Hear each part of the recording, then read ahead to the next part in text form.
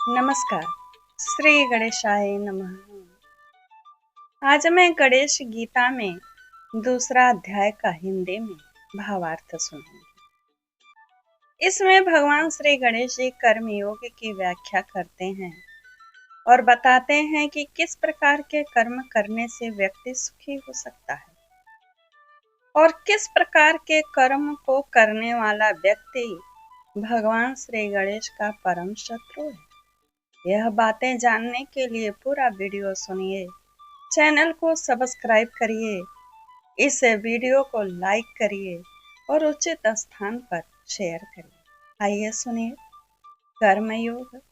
वर्ण्य उवाच ज्ञान निष्ठा कर्म निष्ठा द्वयं प्रोक्तं त्वया विभो अवधार्य वदैकं मे निःशेषकरं नु किम्।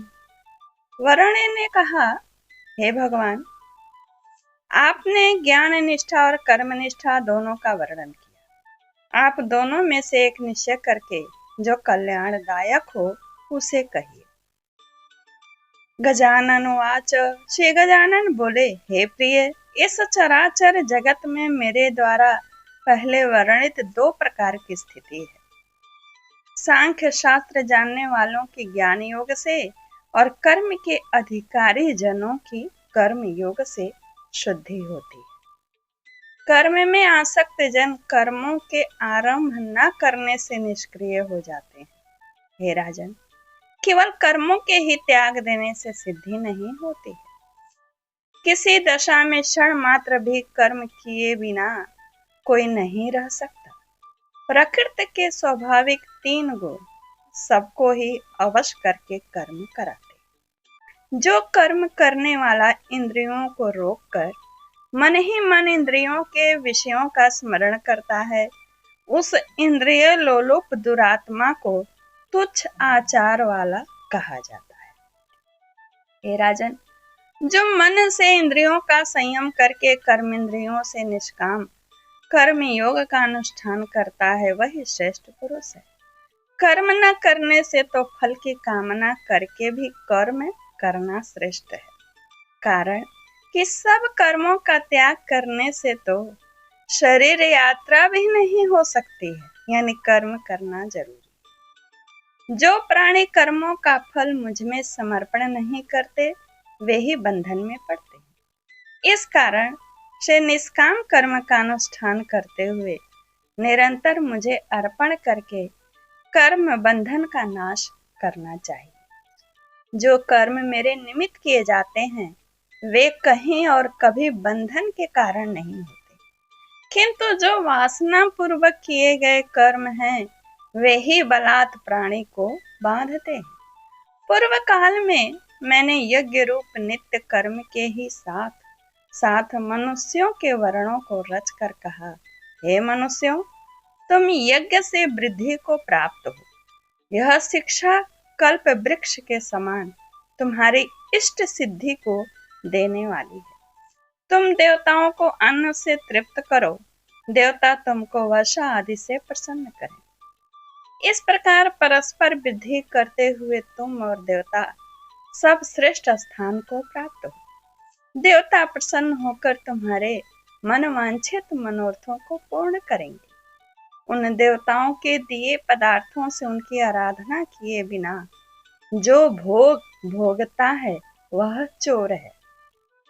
जो देव आराधन रूप यज्ञ करके अवशिष्ट अन्न का भोजन करता है, यानी बचे हुए, वे सब पापों से मुक्त होते हैं।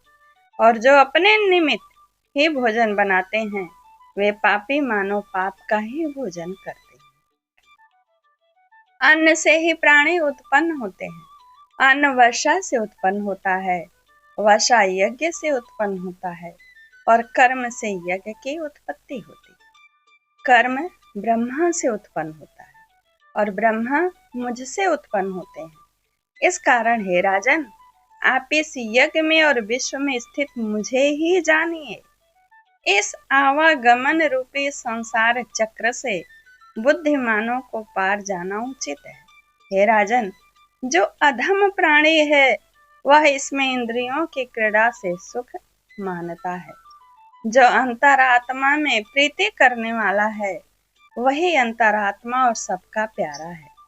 जो प्राणी आत्म तृप्त है उसे किसी बात की इच्छा नहीं रहती। इस प्रकार का प्राणी कार्य करके भी शुभ अशुभ फल को नहीं प्राप्त होता तथा संपूर्ण प्राणियों में इसका कभी कुछ साध्य नहीं होता। इस कारण हे राजन, प्राणियों को आसक्ति रहित होकर कर्म करना चाहिए। जो आसक्त होता है उसकी दुर्गति होती है और जो अनासक्त मुझे प्राप्त हो जाता है।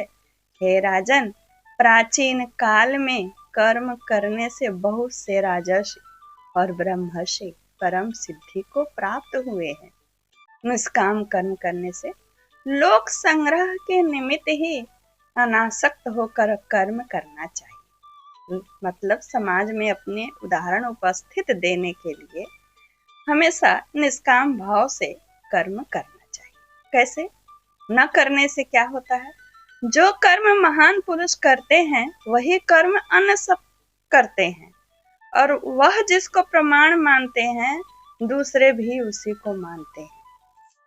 हे राजन, मुझे कोई वस्तु स्वर्ग आदि में भी दुर्लभ नहीं है और मैं कर्म करके किसी अप्राप्त वस्तु को प्राप्त करने की भी इच्छा नहीं रखता हूँ। भगवान श्री गणेश कह रहे हैं, फिर भी मैं कर्म करता हूँ। क्यों?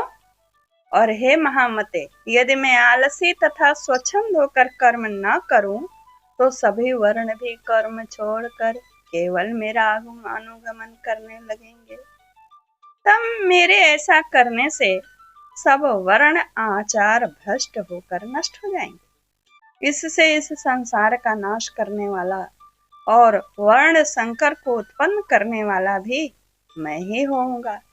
जिस प्रकार से कामना वाले अज्ञान से सदा कर्म करते रहते हैं, इसी प्रकार विद्वान को उचित है कि लोक संग्रह के निमित्त आसक्ति रहित होकर वह कर्म करता रहे। यानी उदाहरण देने के लिए निष्काम होकर। अज्ञान से कर्म करने वालों की भेद बुद्धि का त्याग करें तथा योग युक्त होकर कर्म करता हुआ वे सब कर्म मुझे अर्पण करते। हे राजन, अविद्या और गुणों के वशीभूत हुआ निरंतर कर्म करने में लगा हुआ व्यक्ति अहंकार से मूढ़ होकर अपने को कर्ता बताता है। जो कोई आत्मज्ञ सत्वादि गुण तथा उनके कर्मों के विभाग को इस प्रकार जानते हैं कि इंद्रियां अपने विषयों में वर्तमान हैं, तो वे ऐसा जानकर कर्म में लिप्त नहीं होते। सत्व रज तम इन तीन गुणों से मोहित हुए प्राणी फल की इच्छा से कर्म करते हैं। उन अविश्वासी और आत्मद्रोहियों को सर्वज्ञ पुरुष कर्म मार्ग से चलायमान न करे। इस प्रकार पंडित को उचित है कि मुझ में ही नित्य नैमित्तिक कर्म को अर्पण कर दें, तो वह अहम और ममता बुद्धि का त्याग करके परम गति को प्राप्त हो जाएगा। ईर्ष्या न करने वाले जो भक्तिमान मनुष्य मेरे कहे हुए इस शुभ मार्ग का अनुष्ठान करते हैं, वे सब कर्मों से मुक्त हो जाते हैं। जो अज्ञान से चित्त के नष्ट होने के कारण इस मार्ग का अनुष्ठान नहीं करते हैं, उन ईर्ष्यालु मूर्ख और नष्ट बुद्धियों को मेरा शत्रु जान। प्रथम मैंने यही कहा था ना, किस प्रकार के व्यक्ति कर्म करते हैं जो भगवान श्री गणेश को शत्रु हैं। कैसे? जो अज्ञान से चित्त के नष्ट होने के कारण इस मार्ग का अनुष्ठान नहीं करते, यानी शुभ मार्ग का, उन ईर्ष्यालु मूर्ख और नष्ट बुद्धियों को मेरा शत्रु जानो। जो ज्ञानवान भी अपने स्वभाव के अनुसार चेष्टा करता है और उसी स्वभाव का अनुगमन करता है, तो स्वभाव को ग्रहण न करना व्यर्थ है। कर्मेंद्रियां और ज्ञानेंद्रियों के विषयों में काम और क्रोध उत्पन्न होते हैं। इनके वश में नहीं होना चाहिए, कारण कि यही प्राणी के प्रथम शत्रु रूप है। अपना धर्म यदि गुण रहित हो तो भी अच्छा ही है, और दूसरे का धर्म गुण युक्त होने से भी भला नहीं है। अपने धर्म में मरना भी परलोक में कल्याणकारी है, परंतु दूसरे के श्रेष्ठ धर्म भी भय प्रदान करता है। वरण्यवाच, वरण्य ने कहा, हे गणेश जी, प्राणी जो पाप करता है वह किसके द्वारा प्रेरित होता है? इच्छा नहीं करता हुआ भी बालक किससे प्रेरित होता है और उससे प्रेरित होकर पापाचरण कैसे करता है?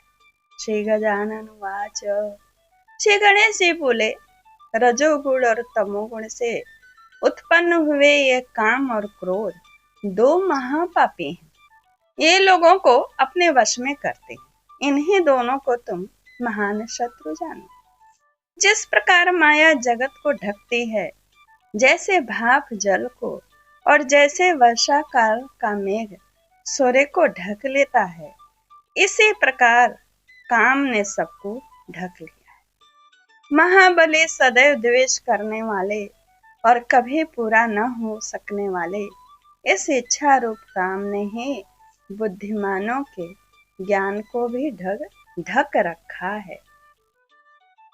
यह काम बुद्धि, मन तथा इंद्रियों के आश्रित होकर रहता है। उन्हीं से ज्ञान को आच्छादित करके यह ज्ञानियों को भी मोहित करता है। अतः पहले मन के सहित इंद्रियों को वश में करके ज्ञान और विज्ञान के नाश करने वाले इस मनोदभव पापी काम को जीतना चाहिए। स्थूल देह से इंद्रियां परे हैं, यानी स्थूल देह से यानी शरीर से इंद्रियां परे हैं। इंद्रियों से परे मन है और मन से परे बुद्धि है और बुद्धि से परे आत्मा है। इस प्रकार बुद्धि से आत्मा को ही जान, आत्मा को जानकर बुद्धि से ही मन को स्थिर करके काम रूपी शत्रु को मारकर परम पद को प्राप्त करना चाहिए। इस अध्याय का हिंदी में भावार्थ ही पूर्ण होता है। मेरा विश्वास है कि आपको जीवन जीने सुख की प्राप्ति में यह अध्याय बहुत महत्वपूर्ण योगदान देगा और श्री भगवान गणेश की कृपा प्राप्त होगी सो अलग, वो तो ब्याज में। श्री गणेश पुराणे गजानन वरण्य संवादे गणेश गीतायाम कर्म योगो नाम द्वितीयों तत्सत्। ओम गं गणपतये नमो नमः। ओम गं गणपतये नमः। नमस्कार।